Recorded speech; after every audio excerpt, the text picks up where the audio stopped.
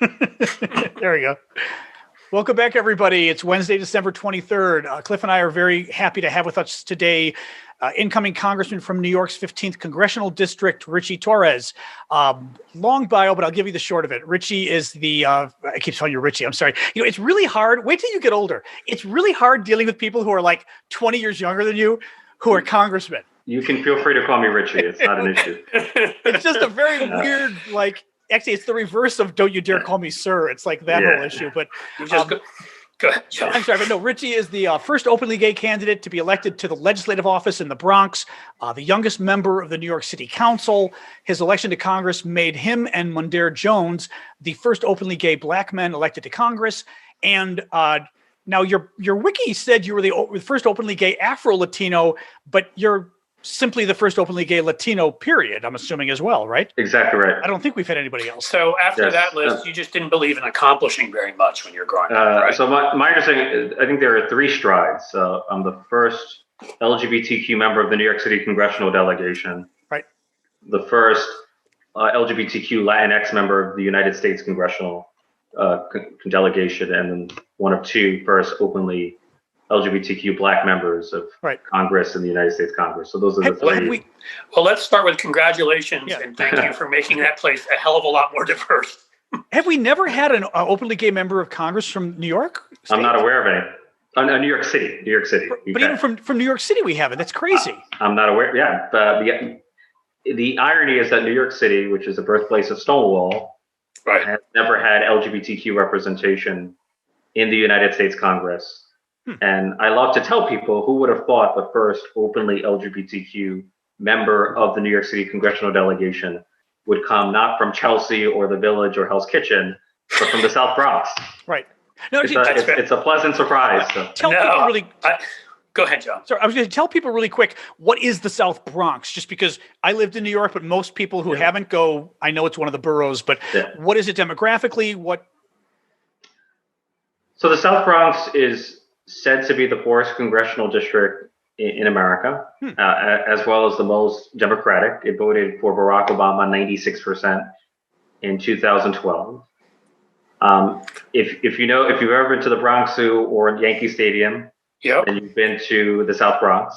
So my dad grew up a few blocks from Yankee Stadium, so that's my family hails from the area.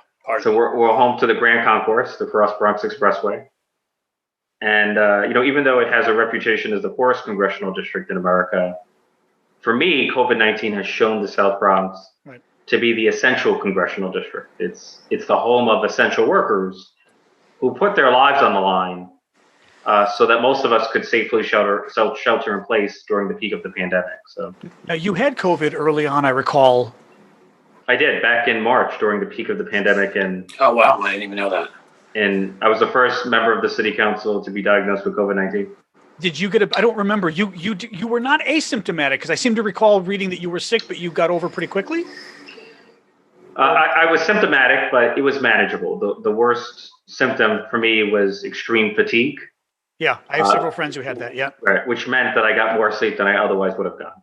Can I ask you a question, and you can not answer this if you don't want to, but I lost a cousin she was in her 90s, who lived a great life, but still from COVID, who was in New Jersey and in a home. And when I see some of the certain younger members of a certain party that spent the last 10 months denying, that COVID was as dangerous as it is, and, told people not to wear masks, it's sort of enraging for me to watch that.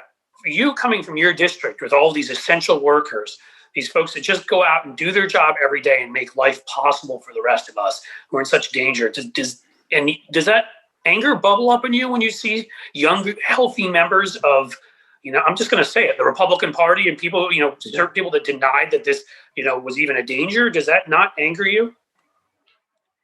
It outrages me because I represent a district that was hit hardest by COVID-19. That was the epicenter of the epicenter. And so as far as I'm concerned, if you're downplaying or denying the risk of COVID-19, you have blood on your hands. Right? You're promoting misinformation that's costing people their lives. Correct. And you should be ashamed of yourself. Ritchie, I wanted to one thing I wanted to start with was, and it's been interesting because I've been witnessing this online myself. I was agitating a few weeks ago that we didn't have anybody openly LGBT in the cabinet.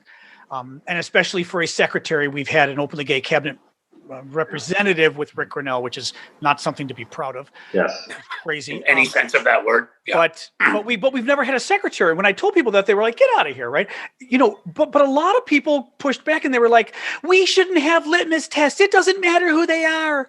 And I was trying to explain to them why it mattered. Then I weighed in about the Asian Americans because they were very upset that there wasn't any cabinet secretary. There's cabinet level, Neera Tanden, but not a cabinet secretary who was Asian American either.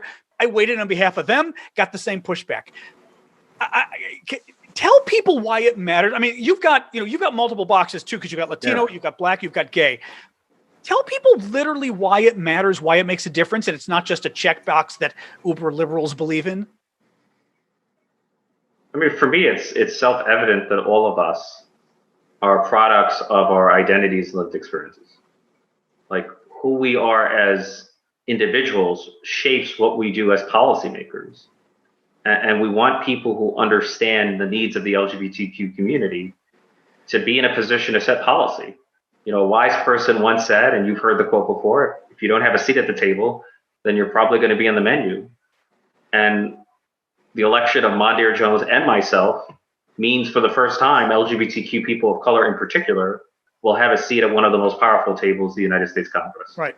And the appointment or the nomination of Pete Buttigieg as the Secretary for Transportation is a breakthrough for the LGBTQ community. Can I also add? Oh, I'm sorry. Go ahead. I thought you were done. No, I feel like it's so important. We've talked so much with, for example, with masks about modeling behavior. And I feel like when it comes to the, cabinet secretaries too, we're telling people what is acceptable in society. We're giving it, it's kind of like we've talked about with Kamala Harris.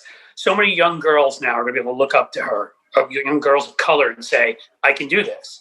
And I feel the same way with cabinet secretaries, where it's sort of saying, no, you're not outside of the mainstream. Let me ask Ricky that, because Ricky, I'm calling you Ricky now. Lucy, Ritchie, because that was what I was curious which way you were going to answer it, because to me, it is a much more personal thing about visibility as growing up gay. And I am surprised as an adult gay man how much, even talking about it right now, it's kind of giving me the chills talking about Pete being in the cabinet and why also Pete's race for the presidency mattered to me. I remember growing up as a kid and really not having any role models. And we've talked about it on the show, and I don't want to go too long because we only have Ritchie for a short period, but I've said on the show, when I was growing up, I had sort of figured out in my head, being too smart of a kid, that I was going to hit like age 30. Everybody would know I was gay. And by that point, I'd lose my family, I'd lose my job, and I'd probably have to kill myself. And that was like a decision this 15-year-old kid made, thinking in this world, there's no way I'll be accepted. Yeah. That's what really hits me. I was just curious for you, like on the personal level too, whether it's you, but also people in your district or kids to see leaders that are Black, gay, Latino, go on. I'm sorry, I didn't mean to interrupt you. No, I agree with you. I feel Pete Buttigieg and Mondaire Jones and I are an inspirational example of what's possible. I represent the possibility that a poor kid and a Black kid and a Latino kid and an LGBTQ kid from the Bronx can overcome the odds and become a member of the United States Congress. There's nothing more powerfully normalizing than visibility in politics and in media. And we know from the LGBTQ community's experience of the AIDS crisis that visibility is not simply an expression of pride, it's a matter of life and death. Right. Absolutely. Right. And it changes minds. And in addition to inspire. And it saves lives. Yep. So I was just going to ask, do you have sort of so for when you get there, do you have sort of an agenda in mind already, or even just a few things that kind of top the list of what you'd like to get done? Yes, so I'm going to focus on the bread and butter issues that affect my district. My greatest passion is affordable housing. So I'm going to advocate for an expansion of the housing voucher program so that families in need pay no more than 30% of their income toward their rent and are protected from eviction during COVID-19. I'm a huge proponent of the child tax credit. So the structure of the child tax credit at the moment is so regressive that it excludes a third of American families, the poorest families in America. And in the South Bronx, 2/3 of American families are excluded from the full benefit of the child tax credit. So if we were to extend the child tax credit to the poorest families, we would cut child poverty by 40% in the span of a single year. Families struggling during COVID would receive up to $300 per child every month. Think of it as a permanent stimulus check. It's a game changer for struggling families in America. I was curious, I don't know the Bronx, but I'm imagining there still is crossover from Manhattan and other boroughs. Is life still relatively expensive in the Bronx for poor people or working class people compared to other cities in America?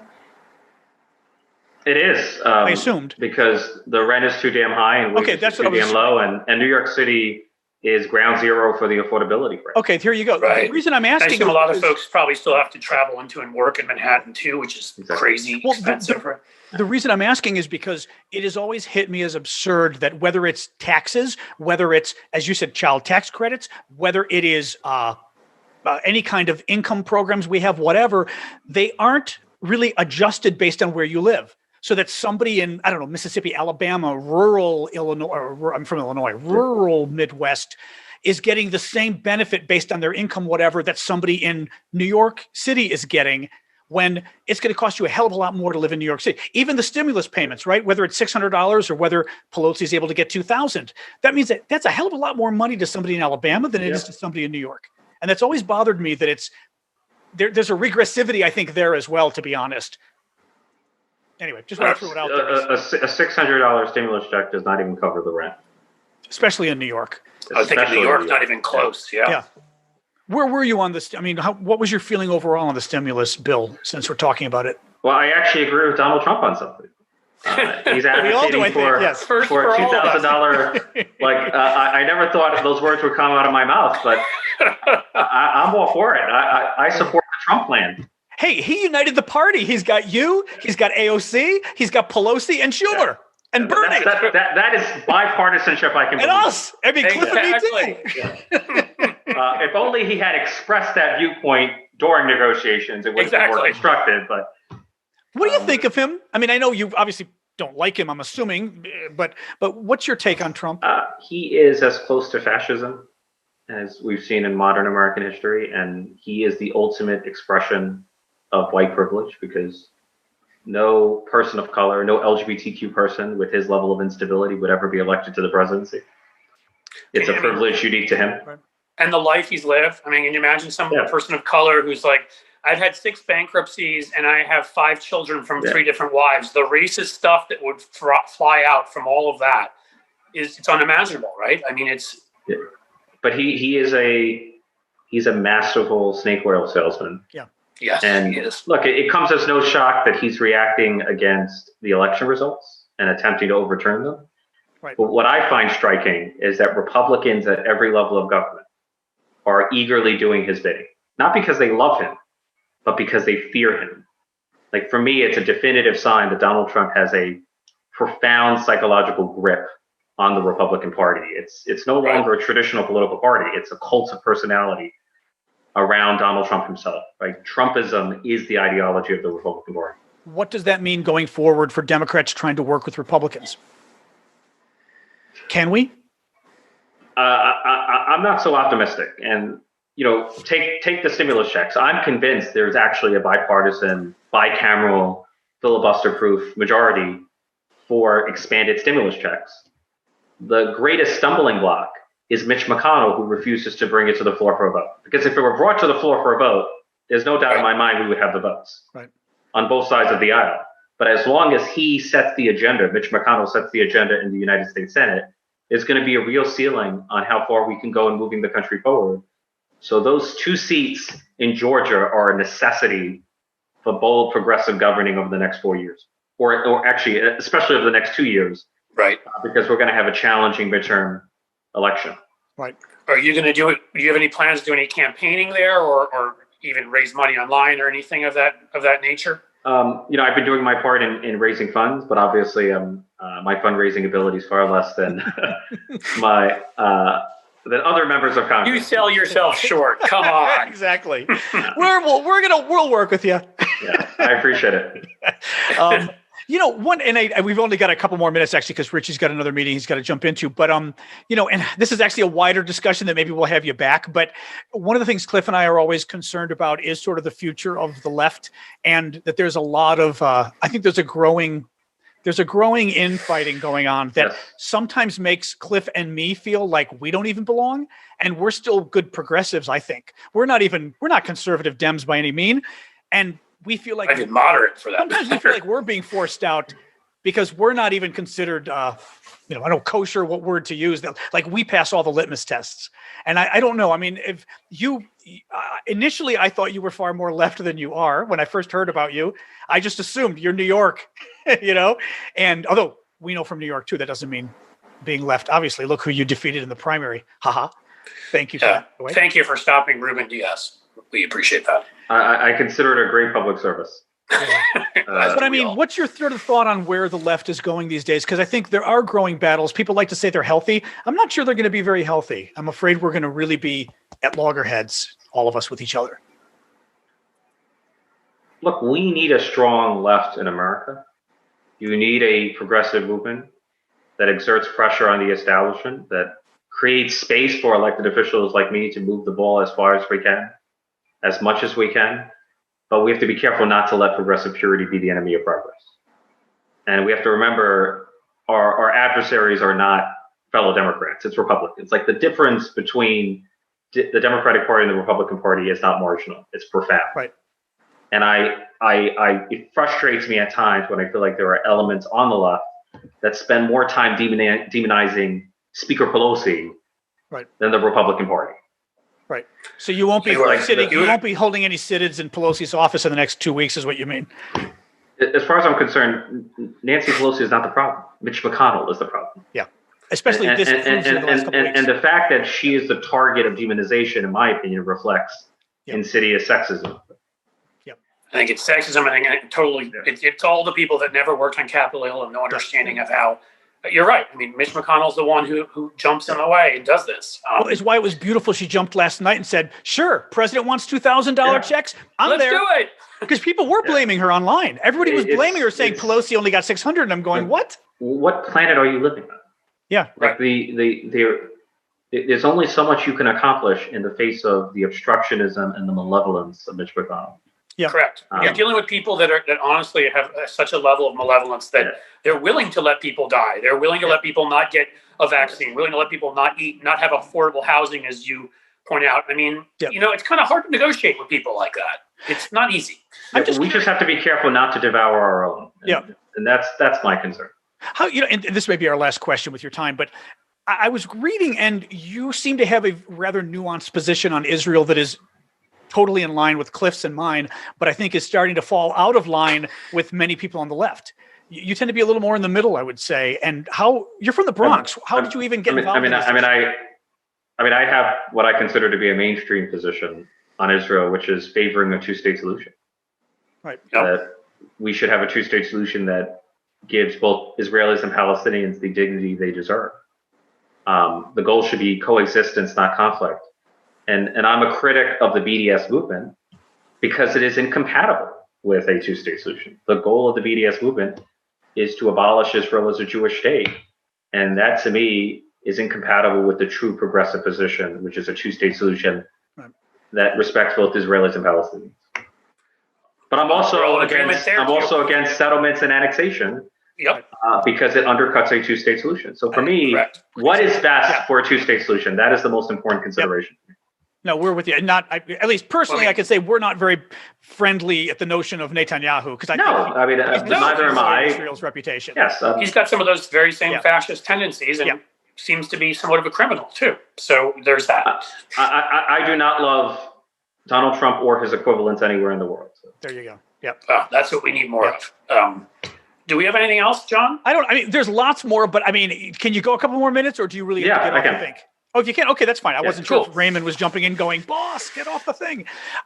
So the Cliff wanted to ask you about the mayor's race in New York City. Oh, yeah. I don't live there anymore, but I grew up, born and raised in New York. So I'm kind of interested how you see that shaking out, if you think a progressive can get elected. I know Max Rose is now in, and there seems like everybody's running. So I don't know if you have any thoughts on that. My thoughts is it's a fluid and wide open race. The two most established names in the race are Eric Adams, who is the default frontrunner among African Americans, particularly in Central Brooklyn, and Scott Stringer, who's the default frontrunner among progressive whites, particularly in the West Side of Manhattan. Yep. There are new candidates like Ray McGuire and Maya Wiley, and Max Rose, who could potentially, who are, I know them all, who are all charismatic personalities who could potentially catch fire. Whether they will is an open question. You never know. The person who does have the potential to reshape the dynamics of the race is Andrew Yang, because he brings a national celebrity to bear on the race. And I didn't know he was getting in. I forgot about that. He talked about it, didn't he? There's a rumor circulating that he's going to run, and if he runs, he could reshape the dynamics of the race. Huh. So, even as an outsider, do you not oppose that? I mean, he's not from New York, is he at all? My understanding is he is from New York, but okay. But neither is Bill de Blasio, neither was Michael Bloomberg, and neither was correct. That's true. Neither is my friend Corey Johnson, right? So fair enough. And the Clintons, New York is a and we love Hillary too. New York is a cosmopolitan city. We're all New Yorkers. It's a city of immigrants, even if it's immigration from the rest of America. Even if you come from suburban Boston, right? Like so my initial take is, Eric Adams and Scott Stringer are early front runners. Maya Wiley, Ray McGuire, Max Rose are wild cards who are not to be underestimated. Right. And then Andrew Yang could radically reshape the dynamics of the race. So this is as fluid, as wide open a race as you could imagine. That's interesting. And I thank God every day that I'm not running. So. You think you're going to endorse somebody at some point, or are you going to stay out? I feel like I will endorse, because it is the most consequential election in the country. Like, America's largest city is in danger of becoming a shadow of its former self. And I genuinely believe that the future of our city will depend on what happens in Washington, D.C., and what happens in the next mayor's race.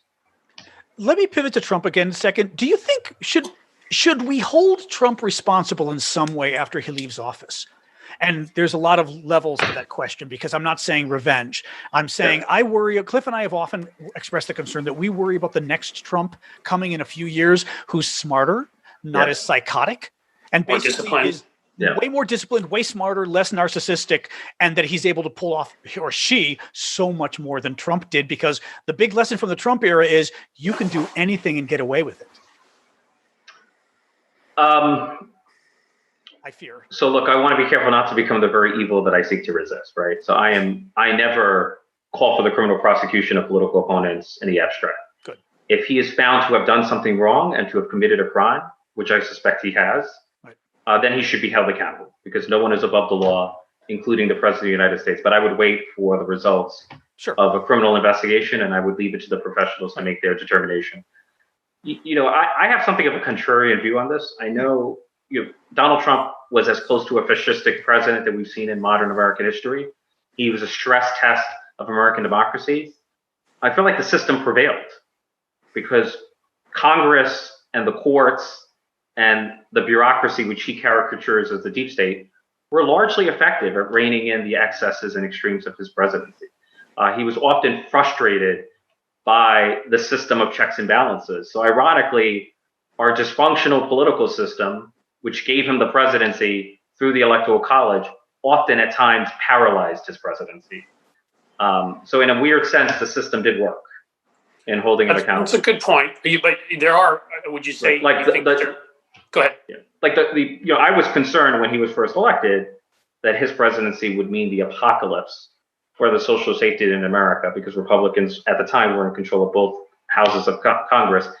And it would be a lie to say that has happened. I think the Democrats in both branches of Congress have been effective at obstructing the worst of the Trump presidency. Not with everything, but on many things. Do you think there should be sort of a major reform package at some point coming forward? Because while we did prevail and the institutions held, obviously we saw in some places that things were just based on history or based on, of course you'll do the right thing. All presidents will release their tax returns, because why wouldn't they? They always have that kind of stuff. Could you see there being major reforms going forward? Look, I'm not clear that you could design a political system that eradicates fascism, at some level, the success of a system like ours depends on the right people in public office who respect norms. Even the founders thought the system was every bit as dependent on personal virtue as it was on structure. That's a good point. You can have a perfect structure, but if you have a fascistic personality occupy the presidency, it's going to run into challenges. Good point. Are you confident that, I agree with you that it is interesting to frame this as a stress test, because as I was even asking you the question, I was thinking, we did win.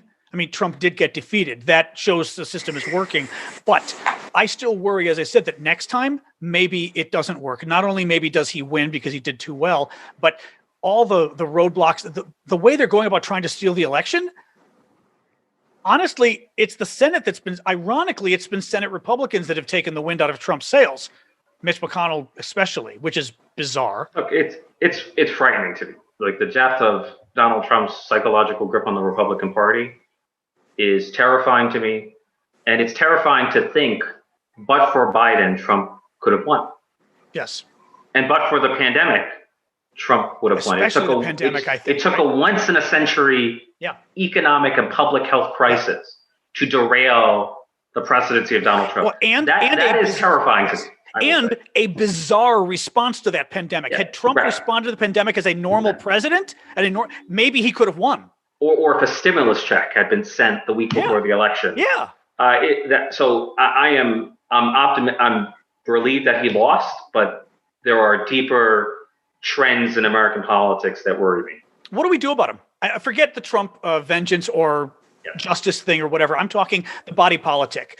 I think we are more divided. We're divided, of course, because one party has gone crazy. But what do we do? Because I don't know. I don't see how we move forward because they've been taken over by the nuts. And I just don't know how we fix that. Look, I feel like our politics has often been co-opted by the extremes. I think the right antidote to Donald Trump is Joe Biden. I feel like he's going to have a calming, normalizing effect on our politics. He's going to lower the temperature. And I feel like if we govern effectively for the next 2 years, especially, then we can put the worst of the Trump presidency behind us. Right. Have you been a Kamala fan? She's dynamic, and I just love the prosecutorial approach that she has to politics. No, we do. I mean, we both liked her. I was for Buttigieg. But I have a bias towards strong women because I'm a product of strong women myself. Yeah. But I do have to. That's okay. You got to go. That's right. And we're gay too, which we love the strong women thing. Of course. Last thing I'll say, it's true. Smart, strong women are like, yes. Yeah, because you're from the South Bronx. I have to ask the last thing. Go Yankees, and then we'll let you go. Right? I'm sorry? Go Yankees, right? Of course. I'm by definition a Yankees fan. Although I'm so committed to diversity that my chief of staff is a Mets fan. See, there you go. You don't understand what he just did, John. I mean, where I grew up, that shows impressive. Or is that blasphemy? So if I can tolerate Mets fans, then I probably can tolerate a few Republicans. Okay. Well, so the last act, if you can find us another starting pitcher, that'd be awesome. Absolutely. But in any case, thanks. I'm not a miracle worker. Have a good one. Thanks for being on. Thanks, Richie. This was great. Appreciate it. Take care. Oh, and we lost him there. That was fast. That was good. He's interesting. I'd not spoken with him before. We had communicated via Twitter and stuff, but I see him. I mean, very measured. Wow. I got to be honest with you. I'm in love right now. Wow. He's incredibly measured. But it's not just the charisma and the whatever. It's that he kind of sees, he sees the world the way we do. Yeah. Like, I can't stand the especially, on the Democratic side, when people line up behind these barricades and decide they're going to fight it out with each other. And there's litmus tests that if you're not for this, you're evil. If you're not for that. And the fact that he still is very progressive, but is like, hey, let's remember who it is we're really fighting against here. Let's remember what it is we need. And even his position when it comes to Israel and the two-state solution is exactly what I believe, So I'm very surprised though, because black, gay, Latino from Bronx, I really thought he was going to be, part of the AOC squad crowd when I first heard of him. Mondare may be the other man who won. I just hope none of them define themselves again. When you start defining yourself by squad or we're like the centrist caucus or we're the, I think that's what the stuff that I can't stand is that leave yourself, have some allies, but leave yourself open to, you may think that something a little more conservative makes sense on this. You may think something a little more socialist makes sense on that, and liberal in between. Just, that's what I wish they would all do. And that's why I like him. That I would get you. I would agree with you on that. I think that's where identity causes a problem. Ironically, people tend to think it's the Black identity, the gay identity, your ethnic identity. The foreign identity? Sorry, foreign identity. No, but people think it's your ethnic identity that's the problem, and they don't realize, I think it's sometimes maybe can be your political identity that becomes more of a straitjacket, not your... We all know, because you and I have been on listservs, we've been places, you certainly, everybody sees it on Twitter, you get to a point where you're suddenly no longer allowed to say this. If you do, it means you're a bad Democrat or a bad, because of who defines what that is and what you're allowed to be for. And that's the stuff, to me, if it leads to more people, he brought up housing, having affordable housing, if it leads to more people having an income so they can afford a good lifestyle, if it leads to all that stuff, I don't care where the ideas come from, right? I mean, if you can get a majority and it moves things forward in a progressive direction, it's good. Yep. Now, do you want to? I don't think we're going to go too long today because Cliff's got to run to do stuff with his kids, and I've got to do some errands. Haha. But also, it's 2 days before Christmas. We didn't have much to talk about, but I think we wanted to talk a little bit about that Kraken meeting at the White House that happened the other day, and she's still going. The Kraken meeting. That lunatic was going into the White House again, actually into the residence yesterday where the president lives.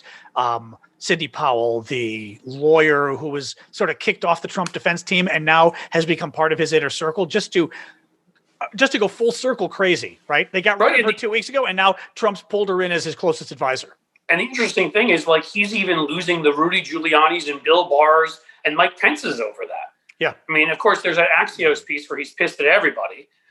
He's pissed at McConnell for coming out and saying Biden's president-elect. He's pissed at Pence because Pence is the one in our democracy who has to sit there and certify the congressional vote to accept the Electoral College on January 6th. So he's kind of losing it about all of these. So he's really at this point where he can only have the craziest of the most lunatic of the just most ridiculous. It's like the fringe of the fringe of the fringe of the fringe. Right. It's like Lynn Wood and whatever her name is. Kraken lady, Sidney Powell. Yes. There's nobody left. What do you think he's up to? We had agreed early on that we didn't think the guy actually thought he was going to win.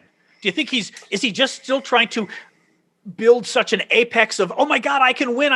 And then that the day he loses, he says, see, they stole it. And then there's an eruption of anger. Is that what he's going for? I think sometimes his, I don't know how else to put it, mental disabilities, his problems, his issues, combine with his interests. So let me explain. In this case, first of all, he's going to be in debt $1 billion within a few years. They don't have the money, and it's in their interest to bilk every last cent out of their supporters who are crazy enough to think, who keep sending in checks because they think that they're helping Donald Trump fight this thing. Right. Well, that dovetails nicely with the fact that he can't psychologically accept that he's lost, because then, as Mary said on her show, Mary Trump, because then in his dad's eyes, he's a loser, and that's that's the worst thing you can be in the Trump family. So it's that I think certain moments where he has more lucid moments, which there aren't many of, he accepts he lost, but I think then he just goes nuts, especially if somebody supports him on Twitter or somebody comes to him and tells him a story he likes about how he might really have won. That motivation to never accept psychologically he's lost fits well with making money off it. But as I've often pointed out, and I think Ritchie made a good point there too, fascism doesn't just come around sort of accidentally. The peculiar forms of authoritarianism that take place in countries are based on not only those countries' histories and cultures and whatever, but the unique issues of the individuals that embody that fascism. Yep. Hitler was different from Mussolini, was different from Franco, who's different from Suharto, who's different from Ferdinand Marcos, and we can go on and on and on. And so Trump's own sort of peculiar form of trying to blame everything on conspiracy theories and this and that, that's who he is. And so he's always been, and I think that's what the authoritarianism there is, that part of it is just that he can't accept that he's lost. Right. And I don't think that's going to change after he's gone. But well, yes, and honestly, he's making money. I mean, I could literally see this being just about, with him especially, but it could literally be about money going, dude, we just raised $200 million. If you push this for another 3 weeks, we could raise another $100 million. Like, why not? Well, and when you're going to be $1 billion, I mean, you're going to see these guys are going to do like the trashiest of trashiest things once they get out of the presidency. Oh, yeah. Yeah. To earn money, right? I mean, they'll go speak at a Klan rally for $500,000. So, I mean, there's nothing they won't do because, again, the bill's going to come due at some point, and somewhere there are going to be a lot of pissed off people not getting paid off, who I'm sure are not the nicest people in the world. Yeah, as always. Yeah. Yeah. So, I don't know. It's predicting exactly what Trump will do is impossible, but I think you always know that the sort of how he's addled emotionally, plus how greedy he is and how debt he is. Yep. The debt explains most of it to me. Yep. Maybe the last thing we can just talk about briefly is going into Georgia, the problems they're having, Trump having turned on McConnell, all of that. I was, and I think we did talk about this in a previous episode, that I was surprised Trump didn't early on take the lesson from the election being, why did the Republicans all do so well except me? Right. All the congressional Republicans did way better than they won all the races they were supposed to lose. Guess who lost the race he was supposed to win? Donald Trump. Yeah, that means Mitch McConnell and the Republicans defended themselves. They didn't defend me. Yeah.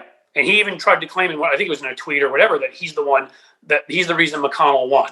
Which again is ludicrous. McConnell won because he happened to be running in Kentucky and not Illinois.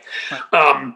But yes, you can see that anger. It's seething. He claims he wants the two to win, Loeffler and Perdue, but he does everything he can attacking McConnell, other stuff to undermine them and furthering the civil war with in Georgia, where he's fighting with Kemp and he's fighting with Raffensperger and the rest of them. So, I mean, look, there may be a perfect storm. I hope. I know some people are saying, oh, we can't win there. I think if people get out there, they work hard, they keep doing everything they're doing and give money and time, whatever. Like, I really do think 2 polls came out that showed us up. Obviously, we're not trusting every poll we see nowadays, these days. Yeah. But you happen to have in Perdue and Loeffler 2 uniquely terrible candidates who lack any charisma, who are completely corrupt, and one story after another about the insider trading and Jesus Christ, investing in a company that made body bags before they told anybody about. That would be every ad I'd be putting out there. For Christ's sake. I mean, when you combine that with the work Stacey Abrams has done and all the people getting involved, celebrities who realize how important it is for us to win those, let's reenact Hamilton online, and you can give. You combine all that together and you combine Trump stoking a civil war, I think we got a good chance. Nothing's done, nothing's guaranteed and we could lose them. But I actually really think in both of those races, we have a really good chance because of this confluence of events. Yeah. So let me ask you maybe one final question. So if we win one of those races and not 2 in Georgia, that leaves us 1 seat away from a majority. Which Republican senator or independent senator do we try to pull over to caucus with the Democrats so that we have a majority? At that point, you offer either you offer either Pat Toomey of Pennsylvania or Burr of North Carolina, both who've announced that they are not running for re-election, both of whom have Democratic governors. Right. You offer them something in the administration. I mean, have we picked a Secretary of Commerce yet? I'd almost leave that open. Who was the Latino man that was just picked was education, I believe. Yeah, I don't know if they have or something else. I don't something that maybe not be complete cabinet level, small business administration. I don't know. I'm not sure of everything that he's announced. Or you offer them something and you offer them a big seat in Congress as well, running a committee or something else. Burr and Toomey, Burr was the one who ran the Senate intelligence side from the Republican side. He did actually release honest, accountings of what happened. Toomey has been, was one of the first to congratulate Biden. No, they're both right wingers. I don't love either of them. I wouldn't give them a position anywhere otherwise. But if you can get us a Senate seat, that I'd be doing that. The only other or Romney. Yeah, the only other hope is Murkowski or Romney or Collins. Right. Collins is probably so pissed off at this point. Can't imagine her. So really, to me, it's get one of those 2 Republicans that has a Democratic governor, or offer Collins something. Get her the hell out of there. We've got a Democratic governor of Maine, too. Even though she won, it doesn't mean she wants to stay. She may be fed up with all of this. She won, but it was still not fun. Right, and get somebody out of there where a Democratic governor can appoint someone. Right. That would be what I would be aiming to do. Those 3 come to mind. I don't think, Romney's not going to, and Romney's state is a Republican governor in Utah, Republican governor in Alaska, or is independent. I think it's whatever. There's no other state that I can think of offhand where we could get somebody who is not but you completely convince crazy them Republican. to switch is the point. You convince them to caucus with Democrats and Well, no, you convince them to leave by taking a position in the cabinet. Well, no, I'm saying that's the one option. But if they've got a Republican governor, then you convince them to stay and caucus with Democrats. Correct. I don't by think giving them a virtually committee any chair or something else. I'm not sure there's virtually any chance of that. If Lisa Murkowski, after all the things Trump said about her, all the times he insulted her personally and all that, didn't leave and start caucusing with us while he was there, I don't think she's going to do it once he's gone. Remember, wasn't she the one they threatened at the beginning of the administration? She was. The only side part of this is if one of them felt like he was enough of a threat if they want to run for re-election, and Murkowski's up in 2 years, she felt like Trump's enough of a threat that she'd lose in a Republican primary, and if she came to our side, she'd be able to win. That's the only case. Right. Whereas Romney, I don't think he's more popular there than Trump is, right? Because of the Mormon factor and all that. I don't think Trump can threaten Romney, right? So, right. All right. Oh, I keep yawning. All right, John's yawning. Tired today. I know. Oh my God. Well, that was good. Oh, that was good today. I have no idea what John just said. Very good. But no, he's great. I really liked him. He was good. Yeah, very interesting. I was trying to slow down just talking to him because I was like, God, you are so measured. I know. And what a down to earth perspective. My God, that's what I liked. Just more of that, please. Yeah. Even I'm trying to think of I can't even think of who he reminds me of the way he speaks. It was just very God. I have to think about that. He looked like somebody. The measuredness is what I mean. That controlled speech. Yeah. Like who he looks like. I love people who can speak. That was a good get, John. We need more good folks great. Like that. Yep. All right, guys. We're going to sign off. Good to see you all. It's Wednesday. Yeah. So Merry Christmas and all. Merry Christmas. And then we'll be back before the new year. Hanukkah's over, so we don't have to wish that anymore. Okay. Kwanzaa? I'm not sure when it is. But I know. I never quite know when these things Sorry, folks. I'm theoretically Jewish, and I forgot when Hanukkah was. I'm not good about these things. Happy everything, and we'll be back before the new year, so we don't have to wish. Yeah, we'll at least have one show next week because again, holiday gets a little weird, and then we'll just pick up again after that with our regular. So we'll at least do one next week. Let's see how the news goes. Well, with Trump, who knows? We may have huge amounts of news. I know. All right, guys. All right, that's it, guys. Thanks so much. Goodbye. Ooh.